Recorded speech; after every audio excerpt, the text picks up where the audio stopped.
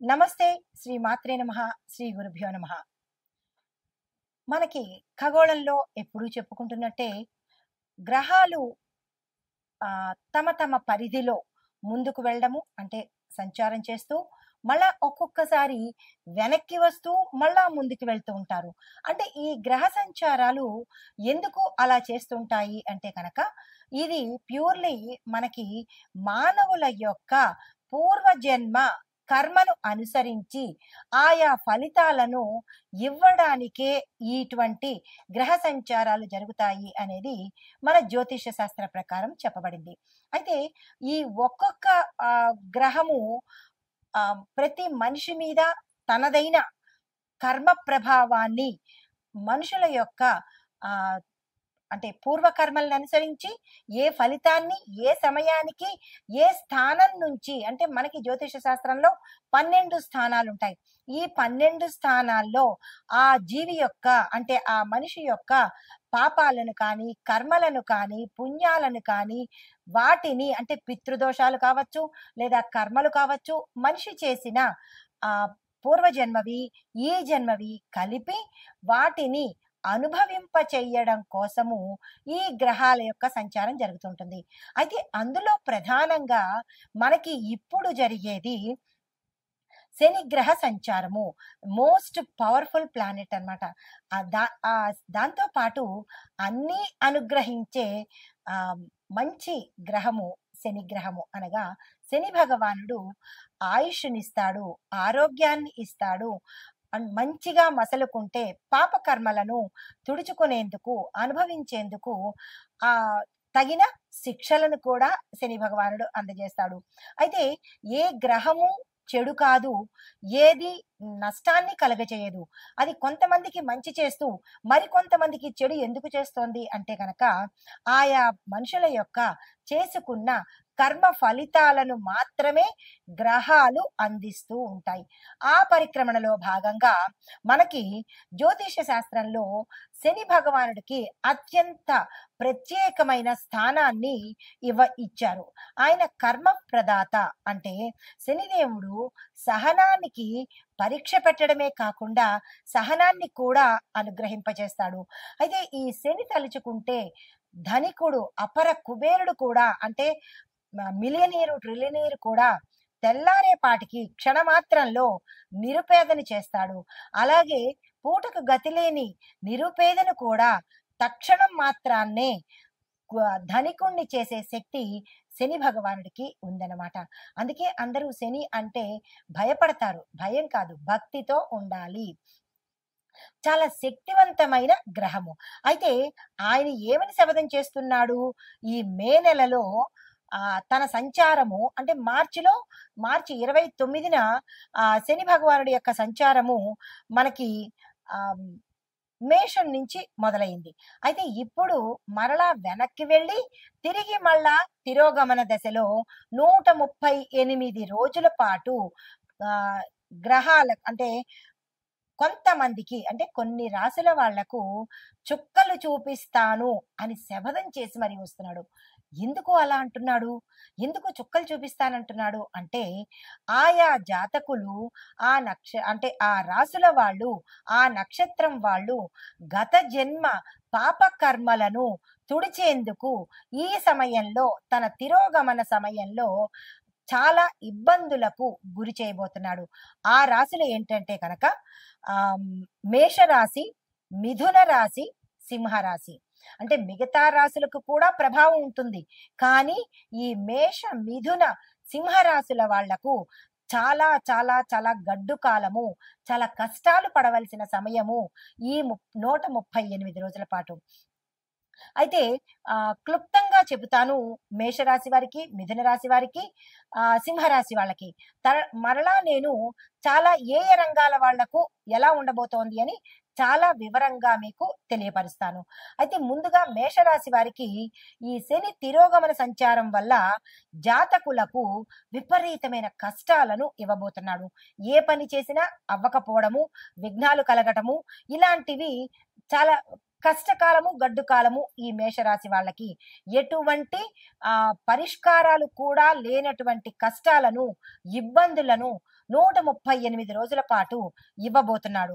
దీంతో పాటు కష్టాలతో పాటు ఆరోగ్యము, కుటుంబ సమస్యలు అంటే విపరీతమైన ఆరోగ్య క్షీణత, కుటుంబ సమస్యలు, జీవితం అంతా అంటే ఈ 138 రోజుల పాటు తమకి తాము ఈ జీవితం వృధా అనుకునేలాగా ఈ మేషరాశి వారి మీదకి తీవ్రమైన ఒత్తిడిని తీసుకురాబోతున్నాడు. తర్వాత మిథున రాశి వారికి కూడా ఈ తిరోగమన సమయంలో 138 రోజుల పాటు తీవ్రమైన కష్టాలు పడనున్నారు. ఈ సమయంలో వీరికి ఉద్యోగాల్లో ఇబ్బందులు, ఉద్యోగస్తులకు అయితే కెరియర్‌లో ఇబ్బందులు, కొంతమందికి నష్టాలు ఉండడము, తర్వాత జీవితంలో కొన్ని ఇబ్బందులు కలగడము, ఆరోగ్యపరంగా వీరికి ఎటువంటి ఇబ్బందులు లేవు కానీ మిగతా నష్టాలను కలగజేయబోతున్నాడు. జాగ్రత్తగా ఉండవలసిందిగా చెప్పడమైంది. అయితే కొంతమంది కొన్ని నక్షత్రాల వాళ్ళు అనగా మిథున రాశిలో ఉండే అన్ని నక్షత్రాల వాళ్ళకి ఇది వర్తింపదు. కొన్ని నక్షత్రాల వాళ్ళకు మాత్రమే ఈ కష్టాలతో పాటు అనారోగ్యాన్ని కూడా అందించబోతున్నాడు. జాగ్రత్తలు తీసుకోండి. తర్వాత సింహరాశి అంటే నేను ముఖ్యంగా 3 రాశుల గురించి ప్రత్యేకంగా చెబుతున్నాను.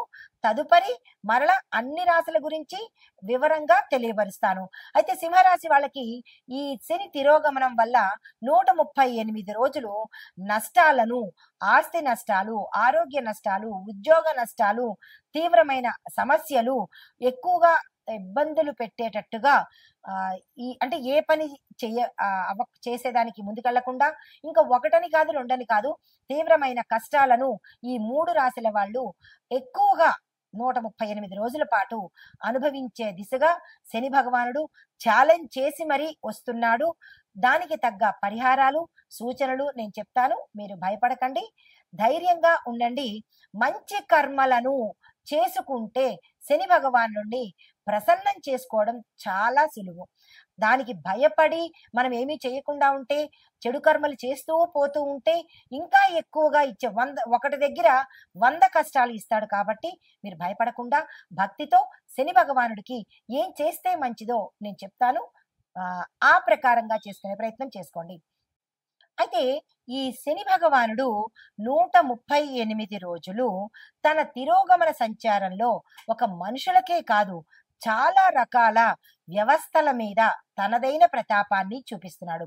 అయితే ముందుగా ఆర్థిక విభాగంలో ఎలాంటి ప్రభావము, ఆర్థిక విభాగం అనగా ఎకానమీ విషయంలో శని తిరోగమనము ధన భావంలో అనగా 2వ స్థానంలోను అంటే 2వ స్థానంలో ధనభాగం అంటే లాభాన్ని ఇస్తున్నాడు. తర్వాత 11వ భావంలో కూడా మంచి లాభాలను ఇవ్వబోతున్నాడు. అయితే ఈ దీనిలో భాగంగా కూడా కొంత ప్రతికూలతను అంటే మంచి ధనము, లాభము ఇస్తూ కూడా కొంత ప్రతికూలతను కలగజేస్తున్నాడు. దీని యొక్క ప్రభావము ఆర్థిక విభాగం మీద ఎలా ఉండబోతోందంటే స్టాక్ మార్కెట్ లో తీవ్రమైన ఒడిదుడుకులు అంటే బిఎస్సి, ఎన్ఎస్సిలలో అస్థిరత ఉంటుంది, స్థిరత్వం ఉండదు. అటు ఇటుగా కదులుతూ ఉండడము, ఒకసారి ఎక్కువ ఒకసారి తక్కువ, అనిశ్చిత, అస్థిరత రెండు కలుగుతున్నాయి. అయితే విదేశీ పెట్టుబడులు ఎఫ్డిఐ క్షీణత చెందుతాయి అంటే తగ్గిపోతూ ఉంటాయి. తర్వాత రూపాయి విలువ డాలర్తో పోలిస్తే పడిపోయే అవకాశం కూడా ఈ 138 రోజుల్లో చాలా ప్రస్ఫుటంగా కనబడుతోంది. అయితే బడ్జెట్ లో వ్యయ ఎక్కువ అవుతుంటాయి అంటే ఎక్కువగా ఖర్చులు అయ్యే అవకాశము, ఆదాయము తక్కువ అయ్యే అవకాశము. అంటే మనుషులకే కాదు ఈ శని ప్రభావము దేశం మీద అన్ని రంగాల మీద పడబోతుంది అనమాట. అయితే దేశం మీద ఇలాంటివి పడబోతున్నాయి. దీంతో పాటు ప్రభుత్వానికి అప్పు భారము ఎక్కువైపోయే అవకాశం కనబడుతోంది. గోల్డ్, రియల్ ఎస్టేట్ మార్కెట్ లో కాస్త పెరుగుదల ఎక్కువ ఉండడంతో పాటు ద్రవ్యోల్బణ భయం కూడా ఈ సమయంలో కలగబోతోంది. అయితే బ్యాంకింగ్ రంగంలో కొన్ని మార్పులు, చిన్న చిన్న బ్యాంకులు విలీనం అయిపోతాయి అంటే చిన్న చిన్న బ్యాంకులన్నీ మర్జ్ అయిపోతాయి అన్నమాట, కలిసిపోతుంటాయి. అయితే దీనికి మనం సూచన ఏం చేసుకోవాలి అంటే కనుక ప్రభుత్వానికి విత్త వ్యవహారాలు అంటే డబ్బుతో కూడినటువంటి వ్యవహారాలు చాలా చేయవలసిన అవసరం ఈ సమయంలో ఉంది. నూతన పెట్టుబడుల మీద ప్రత్యేకమైన దృష్టి ప్రభుత్వం తెచ్చుకోవాలి. తరువాత రక్షణ విభాగం మీద ఎలాంటి ప్రభావము అంటే డిఫెన్స్ అన్నమాట. దీని మూలకంగా శని తిరోగమనంలో సైనిక స్థిరత్వ భవనాలను అంటే భావాలను ప్రభావితం చేస్తుంది. అంటే సైనికులలో స్థిరత్వ భావాలను కలగజేస్తుంది.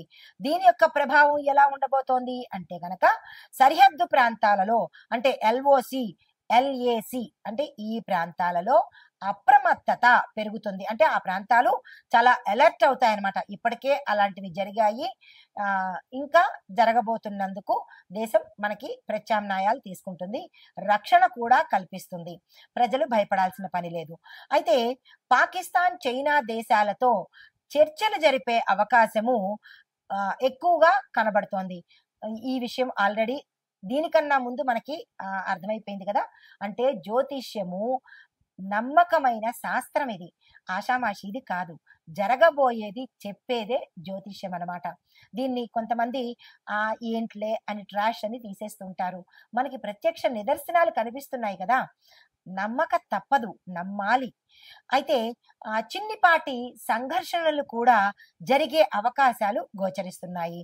అయితే దేశీయ రక్షణ పరిశ్రమ అంటే మీడియా ఇనిషియేటివ్ కొన్ని బలహీనతలు బయటపడే అవకాశం కనబడుతోంది.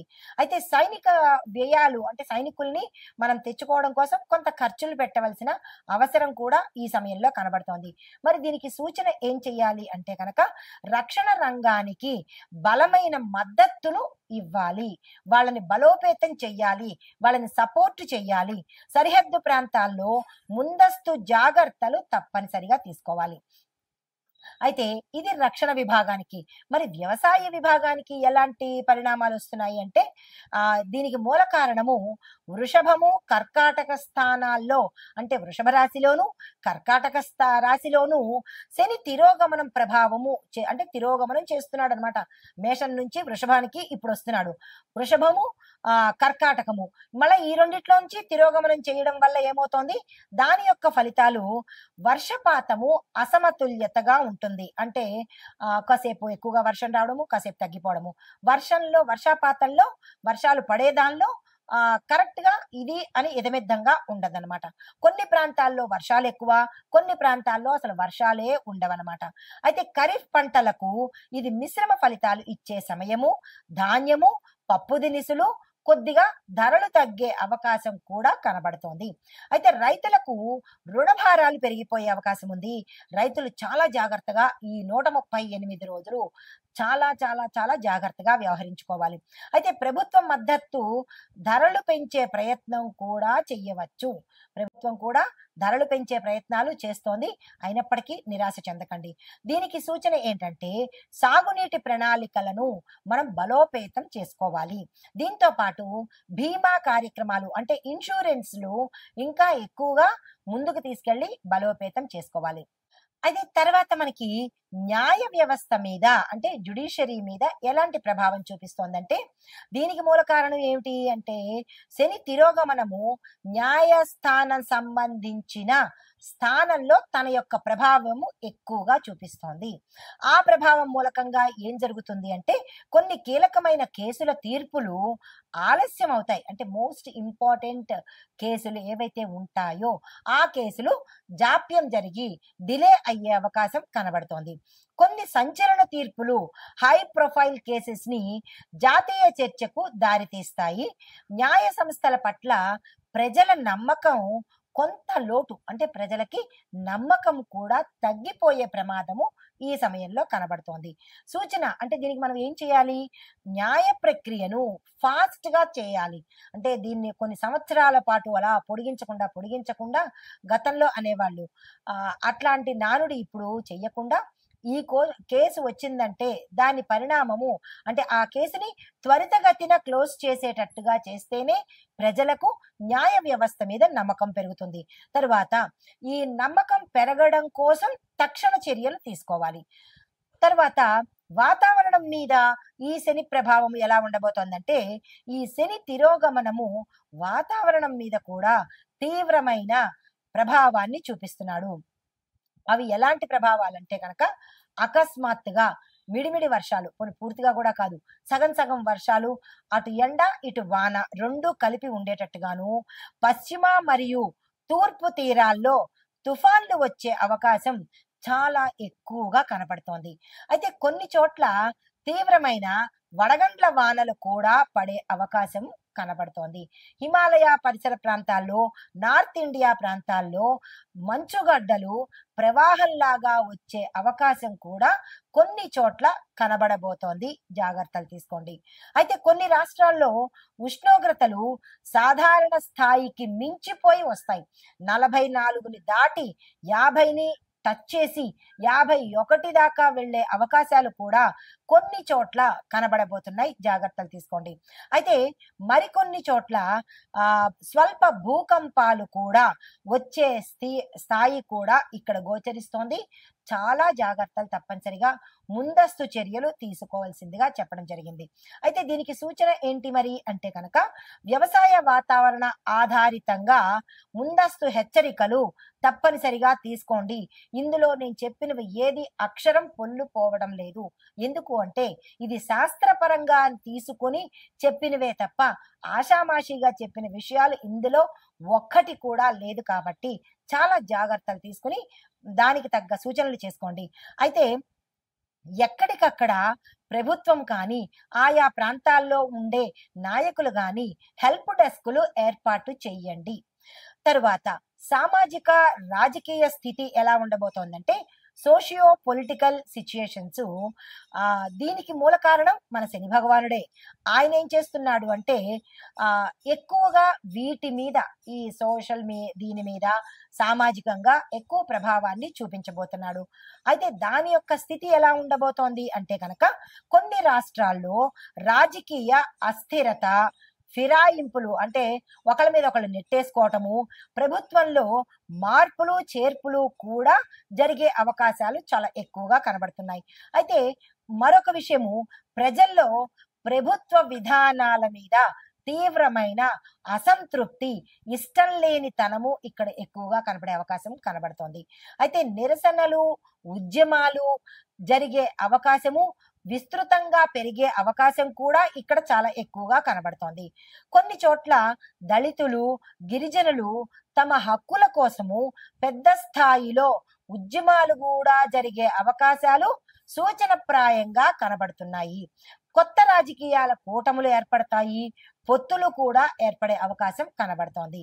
అయితే మరి దీనికి సూచన ఏం చేయాలి అంటే కనుక ప్రజల సమస్యలను తక్షణమే ఆలకించాల్సిన అవసరం తప్పకుండా ఉంది. రెండవది, మద్దతుదారులను చక్కదిద్దే రాజకీయ మౌలిక మార్పులను తక్షణమే తీసుకోవాలి. ఇవి మనకి చెప్పదగిన సూచనలు. అయితే ఓవరాల్ గా చూసినట్టయితే కనుక సామర్థ్యం ఉన్న నాయకత్వము, తరువాత సూక్ష్మ ఆర్థిక విధానాలు, బలమైన రక్షణ ప్రణాళికలు తీసుకుంటేనే కొంత రెమెడీస్ కల్పించే అవకాశం కనబడుతోంది. వీటి మీద తప్పనిసరిగా ప్రభుత్వం కానీ, ప్రజలు కానీ, నాయకులు కానీ దృష్టి పెట్టాల్సిన అవసరం 100% ఉంది. తదుపరి రాశి మకర రాశి. ఈ రాశిలో శని భగవానుడు 2వ స్థానం నుంచి తిరోగమనం చెందుతున్నాడు. అయితే ఈ 2వ స్థానంలో చేయడం వల్ల ఏమిట ఈ ఫలితాలు అంటే ఆర్థిక సమస్యల్ని ఎక్కువగా సృష్టిస్తాడు. డబ్బుకు సంబంధించిన ఇక్కట్లు పెడతాడు. దీంతో పాటు కుటుంబ సంబంధించిన వాద ప్రతివాదాలు, కుటుంబాలకు సంబంధించిన ఇబ్బందులు కలగడము, ఏ పని చేసినా అవ్వకపోవడము, శుభకార్యాలు వాయిదా పడ్డము, దీంతో పాటు శుభకార్యాలు చేద్దామనుకుంటే డబ్బు సమయానికి అందకపోవడము, ఇలాంటివన్నీ జరిగే అవకాశాలు ఈ సమయంలో గోచరిస్తున్నాయి. అయితే ఉద్యోగస్తులకు, వ్యాపారస్తులకు ఎలా ఉండబోతోంది అంటే కనుక ఉద్యోగస్తులకు మేనేజ్మెంట్ తో, మీ పై అధికారులతో తీవ్రమైన ఇబ్బందులు. వాళ్ళ సమయానికి శాలరీ ఇవ్వకపోవడము, ఇస్తాము అని చెప్పి పోస్ట్ పోన్ చేయడము, మీకు ఇస్తామన్న డబ్బులో సగమో పావో ఇవ్వడము, మీ ప్యాకేజీ తగ్గించి తర్వాత ఇస్తామనడము, ఏదో రకంగా మీ జీతం మీ చేతికి ఇవ్వడానికి ముప్పు తిప్పలు పెట్టి 3 చెరువులు నీళ్లు తాగించే స్థితికి తీసుకొస్తారు. కొంతమంది విసిగిపోయి అనుకుని ఉద్యోగం మానేసే పరిస్థితి కూడా కనబడుతోంది. అంటే మీ పై యజమానులు మిమ్మల్ని తీవ్రతరంగా ఇబ్బంది పెడతారు. పని ఇవ్వడంలోనూ, అందరి పనులు మీకు అప్పచెప్పడంలోనూ. ఇలా 1, 2 అని కాదు, మీ ఉద్యోగాల తాలూకా కేడర్ని బట్టి మిమ్మల్ని ఇబ్బందికి గురి చేస్తారు. ఇది తప్పదు. కాబట్టి మీరు జాగ్రత్తలు తప్పనిసరిగా తీసుకోండి. అలవాటు చేసుకునే ప్రయత్నం చేసుకోండి.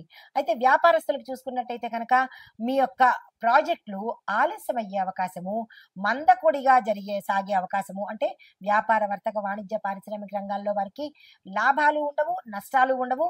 అలా అని వ్యాపారము జరగకుండా ఉండి లేనట్టుగా అలా ఉంటుంది తప్ప ఏదో జడ్డిగా నడుస్తూ ఉంటుంది కానీ బేరాలు లేక, వ్యాపారాలు లేక, క్రెడిట్స్ వసూలవ్వక, ఇచ్చేవాళ్ళు ఎక్కువ ఇవ్వకుండా ఎగ్గొట్టేయడము, కస్టమర్లు తగ్గిపోవడము, కొంతమంది మీ ధనం తీసుకుని అంటే స్టాక్ ఇస్తామని చెప్పి ఆ ధనం తీసుకుని పారిపోవడము, ఇలాంటివన్నీ జరిగే అవకాశాలు కనబడుతున్నాయి. జాగ్రత్తలు తీసుకోండి. అయితే ఆరోగ్యపరంగా చూసినట్టయితే కనుక దంత సంబంధిత సమస్యలు, పళ్లకు సంబంధించిన సమస్యలు వచ్చే అవకాశం కనబడుతోంది. పరిహారాలు ఏంటంటే నల్ల మిరియాలను దానంగా ఇచ్చుకోండి యథాశక్తి. తరువాత శనిదేవుడి ఆలయంలో నూనె దీపాన్ని పెట్టే ప్రయత్నం చేసుకోండి. ఇది ఈ రాశిలో ఉండేవారికి చెప్పదగిన గోచారరీత్యా ఫలితాలు, పరిహారాలు, సూచనలు.